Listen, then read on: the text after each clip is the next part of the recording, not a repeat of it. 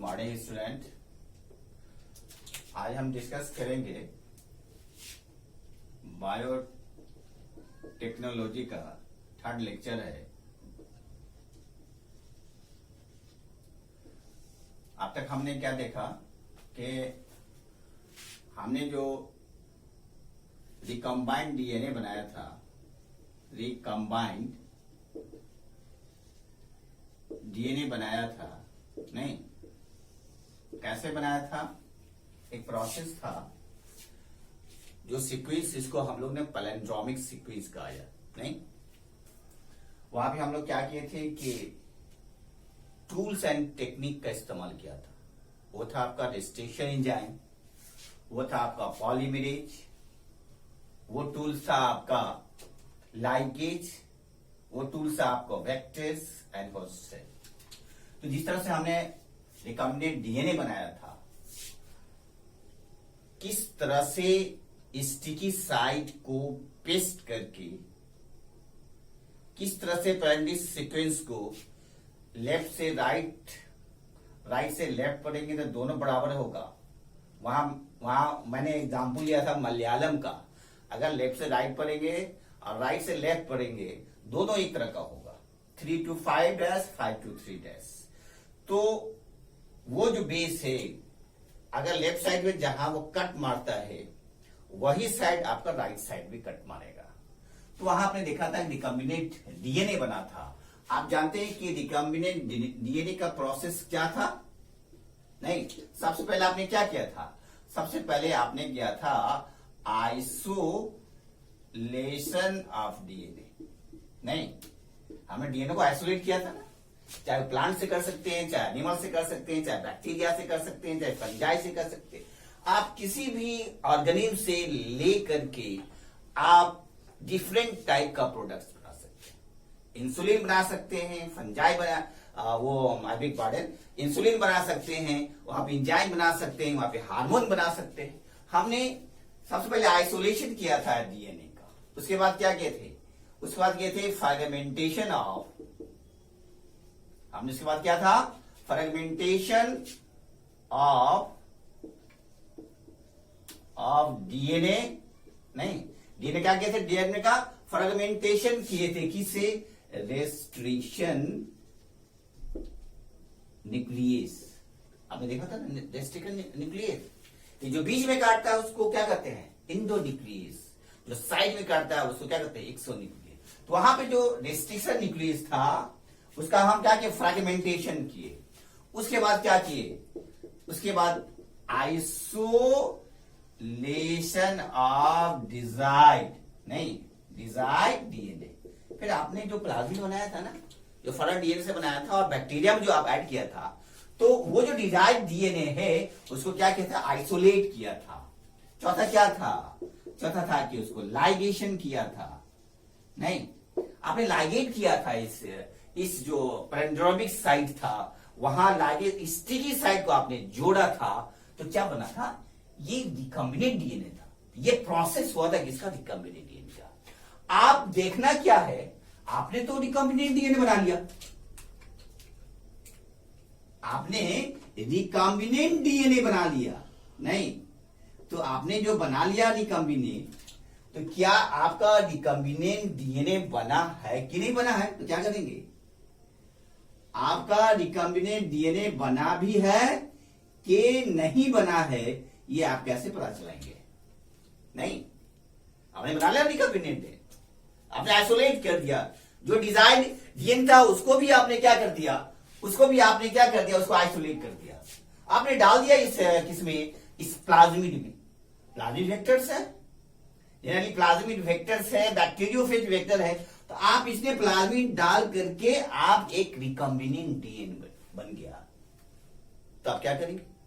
क्या आपका इसमें रिकम्बिनेंट डीएनए बना है? तो क्या करना है? उसमें एक टेक्निक्स आता है। वहां टेक्निक्स, टूल एंड टेक्निक का इस्तेमाल किया जाता है। वो टेक्निक क्या है? उस टेक्निक को कहा जाता है जेल इलेक्ट्रोफोरेसिस। क्या बोलते हैं? क्या बोलते हैं उसको? Gel electrophoresis. कि वहां पे इलेक्ट्रिक करंट फ्लो किया जाता है। कहा जाता है कि इसका जो यूज होता है आप फोरेंसिक लैब में बगैर जेल इलेक्ट्रोफॉरेसिस के आपका फोरेंसिक लैब नहीं हो सकता है। नहीं, आप क्रोमेटोग्राफी करते हैं, वहां से आप एक्सट्रैक्ट करते हैं, चाहे वो इंजाइम्स का हो चाहे हार्मोन्स का हो। नहीं, किस शख्स ने अगर मर्डर कर दिया तो वहां किसने वो मर्डर किया, वहां पे कौन था, तो आप फोरेंसिक लैब के जरिए पता लगाते हैं। तो अगर जेल इलेक्ट्रोफॉरेसिस नहीं होगा तो वहां पे फोरेंसिक लैब नहीं होगा। तो कैसे होता है जेल इलेक्ट्रोफॉरेसिस, आप देखिए यहां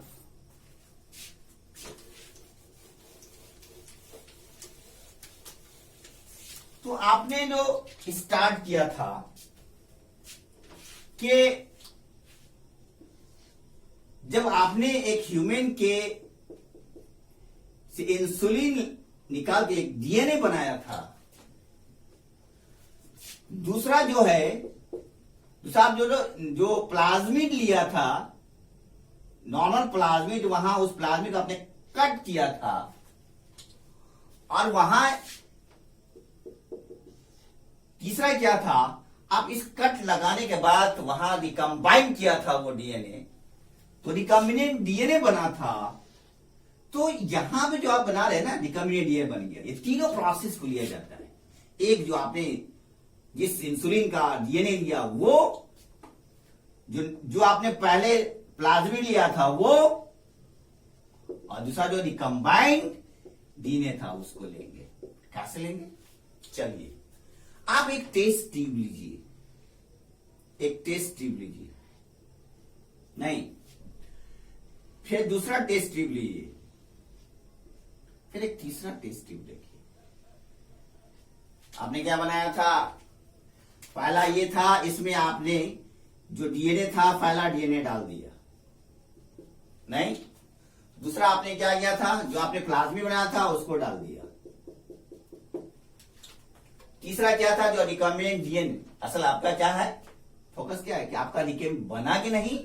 जो आपका जो प्रैक्टिकल है, जो एक्सपेरिमेंट है, वही है कि बना कि नहीं बना। वो रिकम्बिनेंट इस टेस्ट ट्यूब में डाला, तो एक इसको मान लीजिए, दूसरा इसको मान लीजिए, तीसरा इसको मान लीजिए। तो एक बात जान लीजिए, अगर ये तीनों का देखेगा ना तो इसका साइज तीनों का डिफर करेगा। ये कम है तो मान लीजिए कि इसका साइज हम मान ले किलो के बाद 1 किलो मान ले, इसका जो 5 केजी मान ले, और इसका क्योंकि ये दोनों मिला के ऐड होगा इसको 6 केजी मान ले। ये किलो का वेट में नहीं आया था बल्कि है, नहीं। तो आप क्या करना है, इसको आपने टेस्ट ट्यूब में लिया, एक डीएनए लिया जहां आपने स्टिकी साइट था, एक प्लाज्मिड डाला इसमें और दूसरा रिकम्बिनेंट डीएनए डाला। आप इसको आपने क्या किया, इसको आपने कहा था जेल इलेक्ट्रोफॉरेसिस। तो इसमें आपने एक कॉनिकल फ्लास्क लिया, कॉनिकल फ्लास्क, इसमें आपने डाल दिया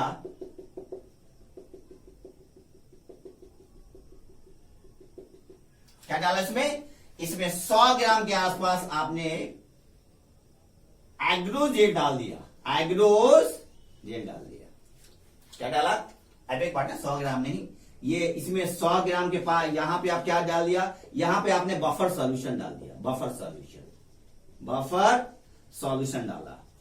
इस बफर सॉल्यूशन में आपने 100 ग्राम क्या डाल दिया, एग्रोज जेल, एक मैट्रिक्स के फॉर्म में होता है, ये डाल दिया, बफर सॉल्यूशन डाल दिया।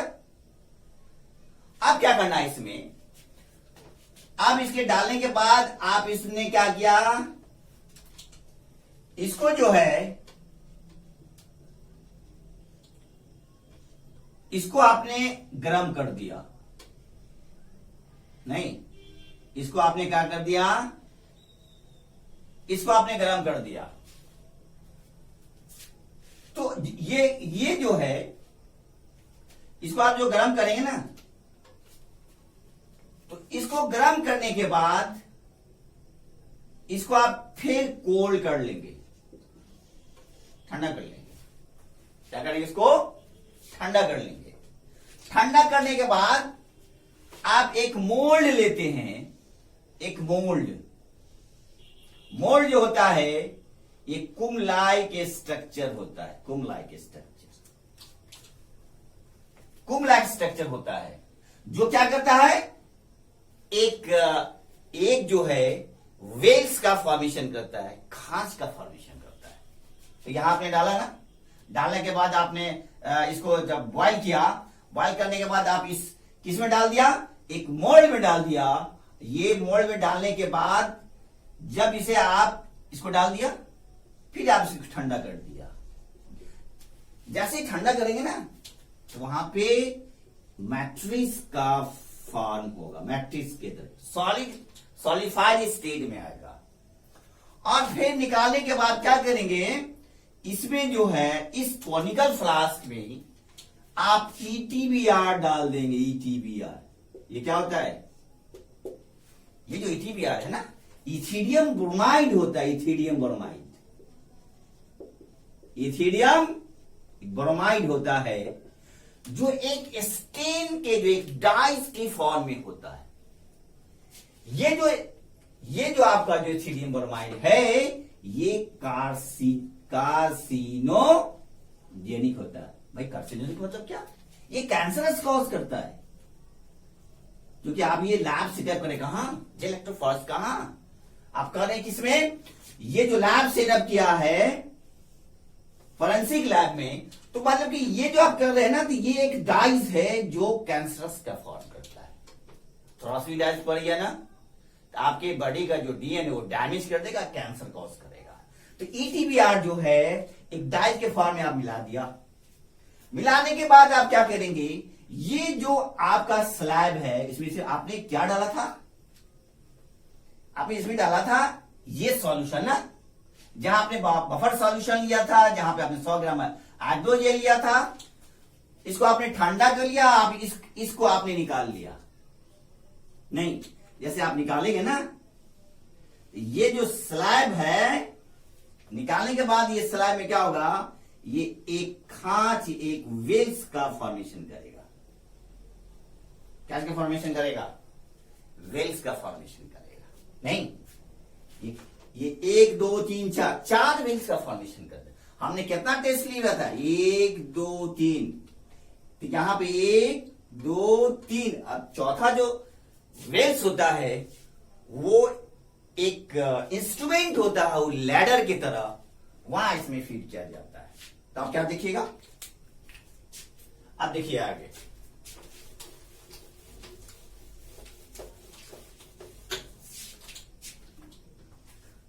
जब इसमें आपने